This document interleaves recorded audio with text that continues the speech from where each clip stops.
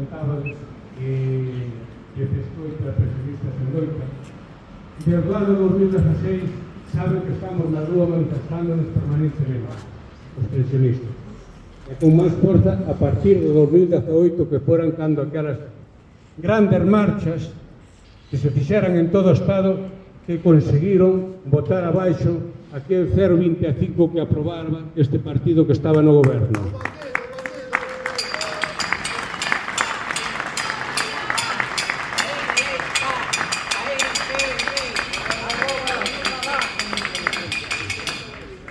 Bueno, pois agora, para rematar, o compañeiro Xavier vai nos dirixir unhas palabras e logo rematamos co manifesto unitario en todo o Estado que o vai ler a compañeira Lina.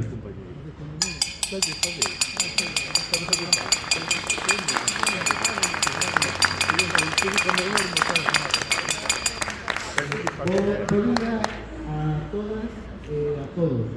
Dixeron aí un poquinho que tiña que falar. Por lo tanto, non preparei esta intervención. Dixeronme... Agora? Sí? Ben, hai un minuto que me dixeron que tiña que falar. Por lo tanto, non preparei esta intervención.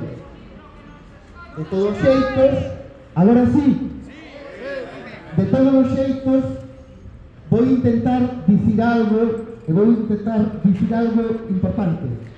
E ocórrenseme tres cuestións moi importantes. A primeira, subliñar a importancia e os éxitos que conseguiu a nosa movilización social. A segunda cuestión que vou intentar tratar é os retos que temos para o futuro. E por último, vou rematar falando das importantísimas movilizacións que se dan en moitos lugares do mundo. Comezo polo primeiro. Mirad, no ano 2018, lembrouno Gonzalo, no ano 2018 gobernaba o Partido Popular. E o Partido Popular aprobou unha lei que incluía o que se chamaba o factor de sostibilidade e o índice de revalorización das pensións. Traducido a linguaxe común, cal era o obxectivo do Partido Popular? Conxelar as nosas pensións, as pensións de 700.000 galegas e galegos e de case 10 millóns de persoas en todo o Estado, conxelalas durante unha década, subíndoas cada ano un 0,25. Agora pensade nun momento o que tería significado para o poder adquisitivo de 700.000 galegas e galegos e de 10 millóns de persoas, unha de cada 5 no Estado español, 10 anos de conxelación das pensións. O noso poder adquisitivo tería caído dunha maneira drástica e brutal. E atrévome a decir que iso non sería só un problema para as persoas pensionistas. Sería un problema para as súas familias, mas causaría tamén un problema de demanda para o conxunto da economía.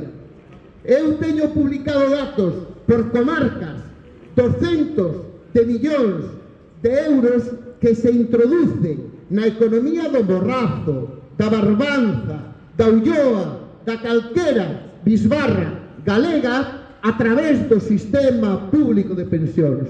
Ben, esa era a intención do Partido Popular, conxelar as nosas pensións durante unha década. Saímos á rúa por milleiros e destruímos o intento do Partido Popular. E desa victoria depende que hoxe teñamos un poder adquisitivo mínimo co que facer fronte, por exemplo, a suba disparada dos prezos dos alimentos.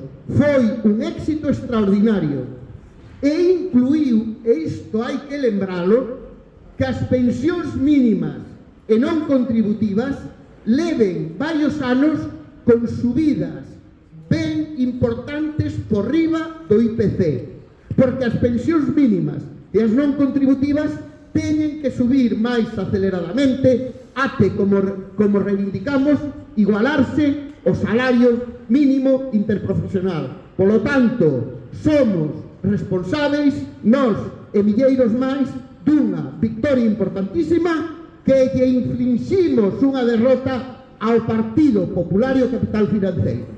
Ben, este é un enorme éxito. De cara ao futuro, que era a segunda cuestión que pensei en tratar, de cara ao futuro, que retos temos? Hai un intento claro, explícito, declarado de disminuir en toda Europa o gasto social e, en concreto, o gasto en pensións para destinar ese diñeiro, esas partidas, ao incremento do gasto militar. Non é unha afirmación que faga eu ritual, non. Declarouno con toda claridade Mark Rutte, ese servil e noxento vasalo de Donald Trump que nos humilla